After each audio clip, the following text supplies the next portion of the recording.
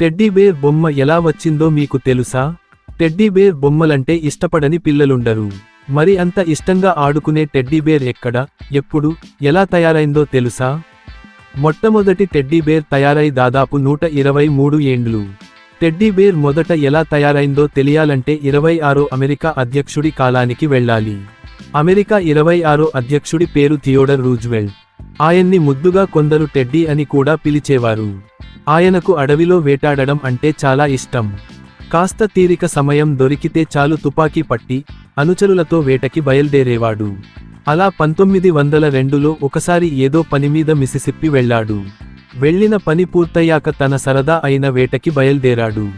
కాని ఎంతసేపు వేటాడినా ఒక్క జంతువు దొరకలేదు. చివరికి ఓ చెట్టు చాటున గాయాలతో పిల్ల ఎలుగుబంటి కనిపించింది.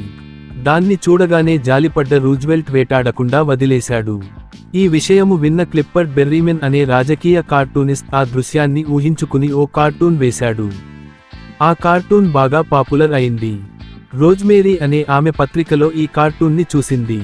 ఆ కార్టూన్ బొమ్మని చూడగానే ఆమెకు ఉపాయం తోచింది. వెంటనే ఊలు, సగ్గుబియ్యంతో పిల్లలు ఆడుకునేందుకు వీలుగా ఓ ఎలుగుబంటి బొమ్మను తయారు చేసింది. దానికి ఏం పేరు పెట్టాలా అని ఆలోచించి టెడ్డీ అని పేరైతే బాగుంటుందనుకుంది. వెంటనే రూజ్వెల్ట్ని ఆ పేరు పెట్టుకునేందుకు అనుమతి కోరింది. అందుకు ఆయన సంతోషంగా అంగీకరించాడు. అప్పటి నుండి ఎలుగుబంటి బొమ్మకు టెడ్డీబేర్ పేరు స్థిరపడిపోయింది. రోజ్మేరీ ఆ బొమ్మను తన భర్త మిక్టమ్ నడిపే దుకాణంలో అలంకారంగా పెట్టింది.